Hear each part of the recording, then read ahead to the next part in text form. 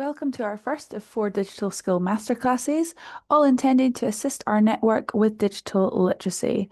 This session is focused on PowerPoint. We wanted these digital literacy sessions to be very practical, and for that reason, our agenda and contents are simple. We aim that you leave a digital masterclass with a strong understanding of why we are recommending the platform, who it could be beneficial for, what can be done for it, when it could be included, where it could be beneficial, and how to go about it.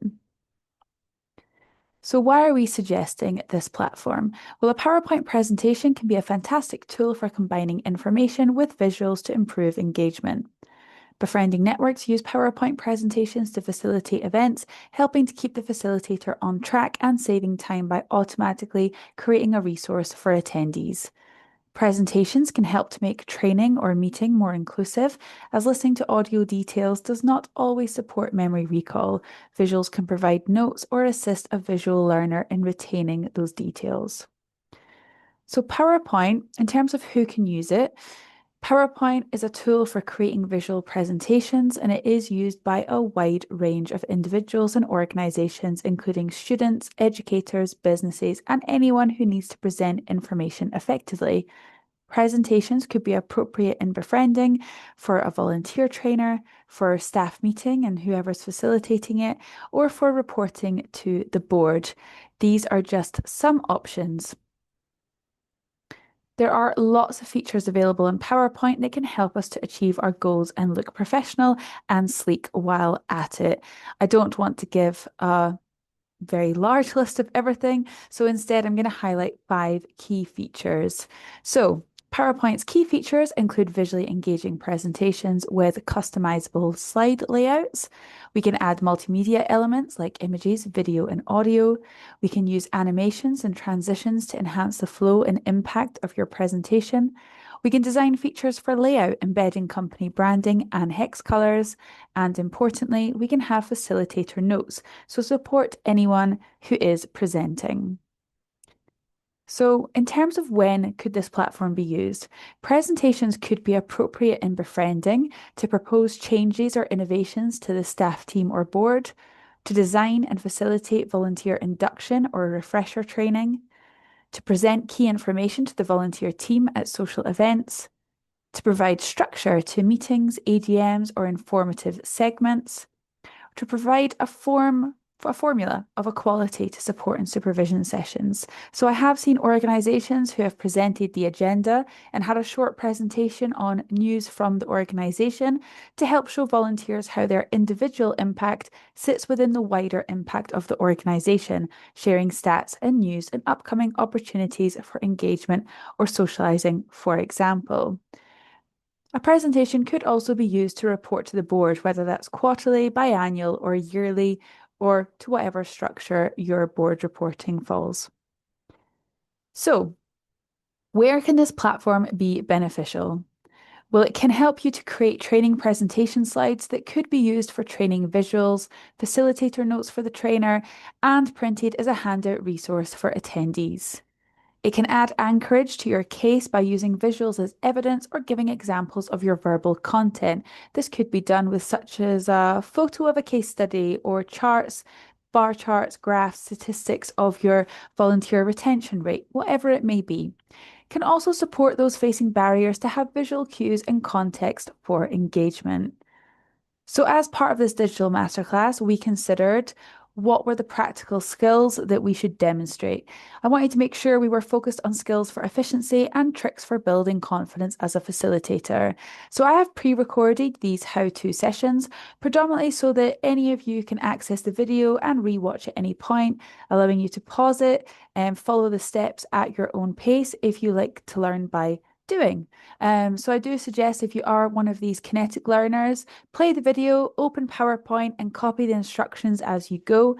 If you have 2 monitors, please feel free to have it open on one screen while the presentation plays on another so you can see and listen to what I am saying. Over the 5 key areas, I have tried to ensure I stay out of the weeds, and each tutorial is 3 minutes on average.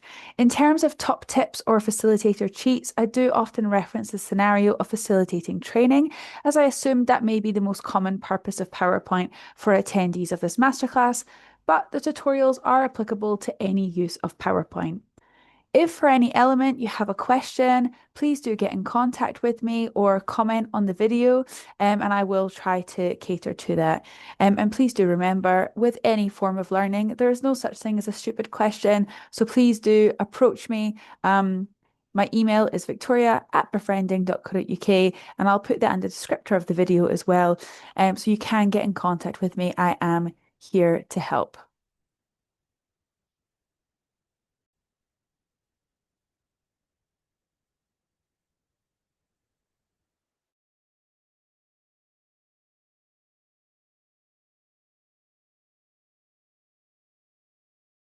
Before you design your PowerPoint, please make sure the sizing is correct. And by that, I mean head to the Design tab of the menu and select the option of slide size.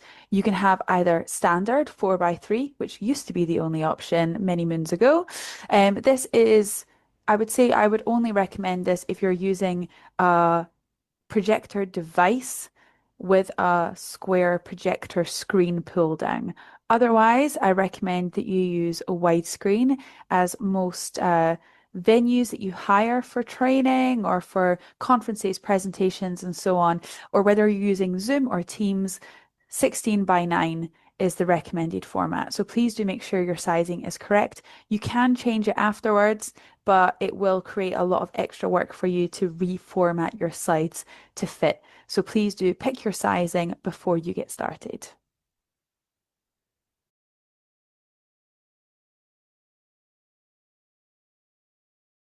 Whether you're presenting a speech, volunteer training, a team meeting, whatever it may be, you want to make sure it's evident that it is part of your organization. And the best way to do that is to brand your PowerPoint. So if you head to the Insert tab, so third option on the menu, and then select Pictures, the fourth button on the second tier menu, you will find you have your options for stock images, online pictures, or images from this device. If you're someone like myself, you will have a branding folder. So I have a folder on my computer of all the logos. And as you will see, Befriending Networks does have a variety of shapes and sizes for different purposes. I'm going to select our pillbox logo just because navy is one of our key colors and I want to be able to use it. Now, you will find with any image you upload, you get these circles in the corner. This will allow you to stretch the image, or if you use the corners to resize the image. So let's resize our logo a bit smaller because that's excessive. And we're now going to double click it and drag to the corner. And just a note for anyone that uses keyboard functions instead, you can use the arrows on your keyboard to also move any images. So we've uploaded an image, we've got our logo there. We now want to try and make the rest branded. We have black font on our title and subtitle. Black is not a color of our hex system. So we're going to use the eyedropper function, as the colors presented by Microsoft may be close to our colors, but they're not a match, and we want to be fully branded. So eyedropper allows you to select a font color by clicking on the screen. You will find it's installed in all Microsoft packages. So I'm going to pick our navy color. So I'm just hovering my mouse over our logo, and that allows me to then select the navy. Once you have selected a color by eyedropper, it will be added to your recent colors. So we can just do that. You can also format the background. It may be that you have a certain branding that you would like on the background, whether your logo is embedded in it or whether you just want to change the color. So I'm going to take our gray tone because the ones that are provided are a little bit sad. So I'm going to take ours. And the reason we have this shade is just because it makes the screen a little bit more comfortable, not too bright. It also helps if you have any readers that may have dyslexia or any visual impairment. So I'm going to select apply to all because I want that color to be embedded. And now when I go to add a new slide, so you'll see in the home page, we have all these options here. So let's say I wanted to go for a picture with caption.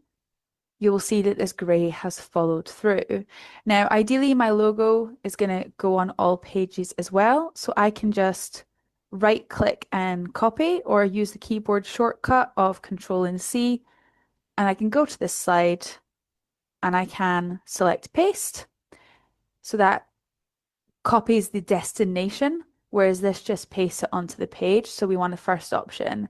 And then that way, when I go from slide to slide, that logo doesn't move or cause any uncomfortableness with the eyes or distraction. You will also find you can use a shortcut key of Control V to add your logo. And it just keeps that synchronized vibe throughout and keeps the branding consistent and makes it clear that this is a Befriending Networks presentation. Another option to change your background is to right-click anywhere on your slide and select the second last option of Format Background, which will give you a side panel menu to the right-hand side. Here we can select Picture or Texture Fill and then upload an image from our device. This will then get embedded into the background. We can hit Apply to All, and any new slide that is added will carry that design forward as well. So this might be a preferred option if you're looking for something a bit more designed and creative.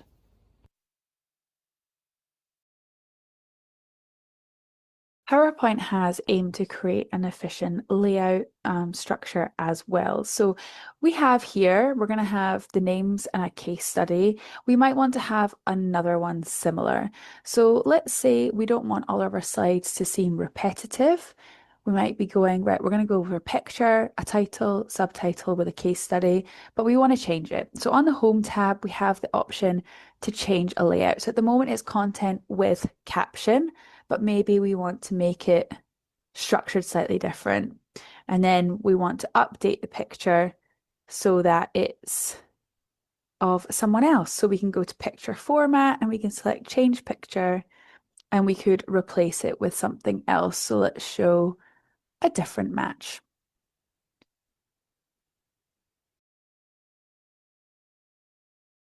There we go. So now we have little case studies to go with it.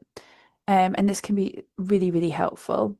You'll note that I have added sections to my presentation. Now, to do that, we can, let's say we were going to divide up these two and add a section in here. We have the section tab. We can hit add section and it will automatically give you a pop-up. And we could make it that this one is a case study about how wonderful befriending is, and this is a case study to discuss as a group. You can also right-click and add section. Now, the reason I use sections and very much promote them if you are going to use PowerPoint is because when I go to present, if I switch you to presenter view so you can see what I see, you will find if you use this button here, which is a godsend of a function, we can now see everything broken into different sections. Now, the reason that this is beneficial is imagine I am running the agenda. And actually, there were some tech problems at the start. My event is not going to plan. I'm already 5 minutes behind schedule. But thankfully, while I was doing tech and setup, people had already got talking, introduced themselves over teas and coffees and things. So I'm going to skip the icebreaker. Now, rather than hit next and go through the slides and let people know what they're missing, by hitting this button, I can just avoid it and go to the next slide. So I've gone from slide 2 to 4, but as far as everyone else is concerned at my event, I've gone 2 to 3, and it just allows for a smoother transition. It also means as a facilitator, I can do a quick scan and be like, right, where am I at the event? How far behind am I? When is the comfort break? People look a bit restless if I bring the comfort break here. Yeah, that could work. And it gives me a chance to kind of see my training in chapters and different modules rather than just here's, 50 slides in a file. So sections can be really, really helpful. Also, as a designer, it lets you see if you've gone very, very in depth on one topic and neglected another. So it helps give that perspective as well. So very much recommend the use of sections.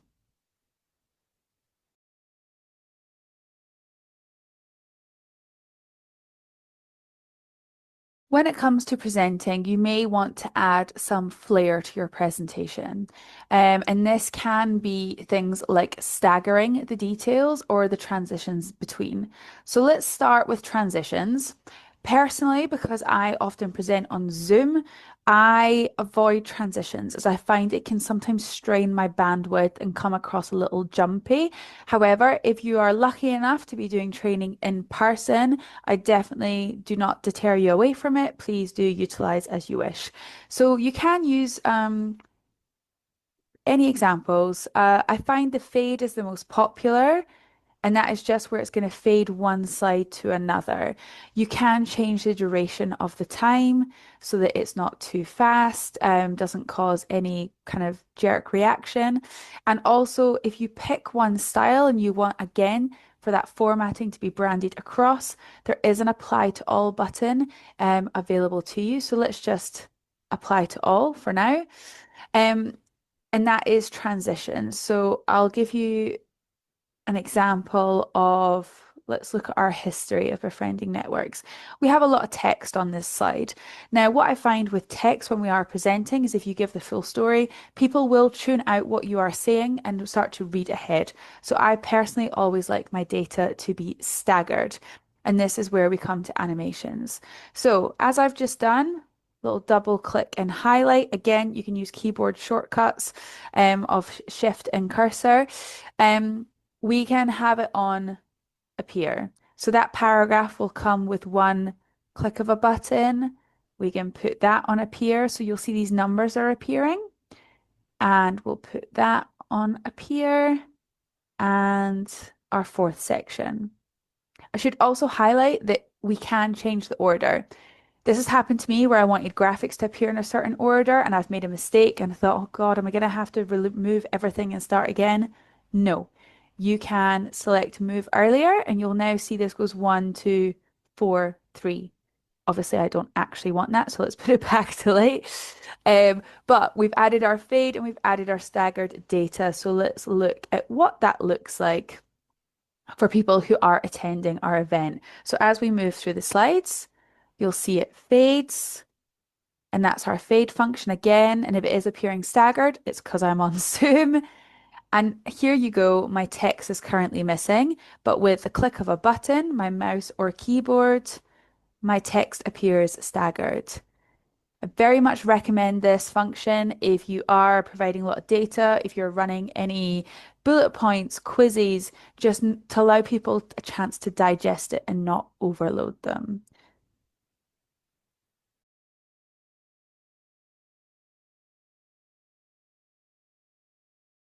When we are presenting a PowerPoint, especially if we are facilitating training, we want things to be smooth so that we come across confident, knowledgeable, and so on. And that is why it is useful to embed media rather than use an external source. And what I mean by that is if you are going to have a training video, which can be great for giving us a change of tone, voice, pace, style, gives a facilitator a little breather. Videos can be great, but ideally they're part of our PowerPoint rather than coming out of PowerPoint to go to a different application, such as YouTube on Chrome, to then play a short video to come back to your PowerPoint. So to embed, again, it's going to the insert tab, same as our pictures and things. You will find there's video and audio here. So you could also embed things like Spotify or voiceover of your slides if you're wanting to make them accessible. But for now, we're going to go to video. Now, let's say you're going to use a Befriending Networks video, as we do have a lot available on YouTube. So we're going to select online videos. All it's going to ask you for is the URL of that video. And in order to get that, we want to go to Befriending Networks YouTube page. Now, what you'll find is we have a shortcut in the top left corner in case anyone's unaware, but you can also search Befriending Networks YouTube and it will bring you to our channel. Because I'm introducing befriending and it's a volunteer induction, I'm going to use our What is Befriending video that comes with narration and closed captions. So we just hit the share button underneath and it's going to give you a pop-up with options. We're just wanting to select the URL, so we hit copy. Now, If it is a longer video, I've done it before with things like TED Talks where I want a section, you can manipulate it so it starts, 2 minutes in, 5 minutes in, whatever it may be. In the case of this, it's a minute and a half video and I just want the whole thing. So I hit copy and now I'm going to go back to my PowerPoint and I am going to right click, paste. And it's going to give me this little preview, which is great. I confirmed that is the video that I was looking for. So I hit insert. Now it's going to go full size for me and it's going to take over my screen. That's not what I want. So similar to the pictures, we find the dots on the corner and we minimize the size of it, place it to where we want it, make sure it's a good enough size that everyone can access it. And we can always double check it as well. So if we hit play, we can see what that looks like. The term refers to relationships initiated, We can supported, check closed and monitored captions by a are there. project. And I'm happy with it. So there we go. So now if I go back to our slideshow from the very beginning, we have our fade function working great.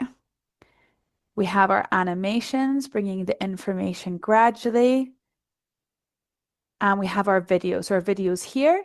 And then if we hit any button on our keyboard, or you can also click on the video, it will automatically The term refers to relationships start playing. initiated, support.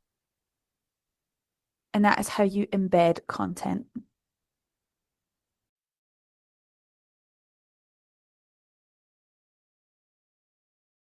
The last area of PowerPoint I want to highlight is our notes capability.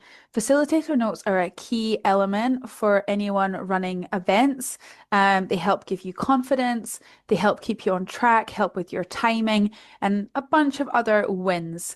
You will find in the bottom right section, you have a button that says notes. And if you click that, it will reveal this text box. Now, you could use this text box in different ways. I've used my intro slide, as I commonly do, to talk about the duration, any little pointers, such as if I was sharing my screen and running this online, I'd have to make sure to select to share sound on the likes of Zoom because the presentation has videos. Just a little reminder, if I'm running it and I've designed it, I may know this, but in case anyone else is stepping in, it just gives that prompt. As you go through it, you might find that you have little bullet points and notes. What I tend to do is add a time guide. Now, I purposely avoid timestamps. You would never see on my presentations 10 o'clock to 10:02. And the reason I avoid that is because I run my events at different times each time. And if I timestamp it, I'm going to have to recreate that work because it might go from a morning session to afternoon or evening. And especially with volunteer training, where you might be taking polls about when the best time is, it's much better to do a duration timestamp, such as 2 minutes to be spent on this slide, so that you do not have to recreate your facilitator notes each time you do it. You can also give more structured instructions, highlighting any resources that are needed, highlighting the timing of an activity versus the timing of a slide. And you can also give in-person instructions and online instructions if you are doing dual methods of presenting. So these notes are here just for us. If we go to present, your attendees at your conference, at your AGM, at your volunteer training, whatever it may be, will only see the lovely, shiny, polished, finished effect. Whereas us who are presenting will be able to see presenter view, as I now show you. And here we have the slide on the left that is currently showing to your attendees. On the right, we can see we have the next slide. And if we want to be able to read that, we can change the sizing. So you can maneuver it to what you're comfortable with, but it can be really helpful if you're someone like myself that has, let's say, 60 slides in an event, just to go, oh God, what is the next slide? It's a case of being able to go, okay, so we're going to do an icebreaker now, and I know I need to get my bingo cards at the ready. We can also change the font size of our facilitator notes. So again, it's comfortable. It could be, especially if you are in running training in person, I tend to have my notes bigger so that when I step away from my laptop, I can still glance over and read it. So it may be a case of your environment, it may be a case of your eyesight, and it may be a case of your need. It could be you run this event every single month and you know it pretty well and you don't need the notes that much, but they are there just for security. So facilitator notes are really helpful compared to no notes, where I can assume I'm to go through the slide, but it can be good even if you just put read the slide is the facilitator notes. It can be very, very helpful, especially if you have someone who is covering for you or shadowing or wanting to help out more and learn from you. So bottom right, they can be tucked away, but they can be there. And it's basically a cheat sheet for facilitators. And I highly, highly recommend you use them. Okay, so that is our video tutorial. So in summary, we do recommend you explore the menu tabs in the horizontal ribbon to get familiar with the language and options available. I do recommend that you start with branding and structure and then build from there. Do consider your accessibility and try to be inclusive in your design and prepare for seamless facilitation by embedding sections, content from external sources, and your facilitator notes. Thank you for tuning in to our Digital Skills Masterclass.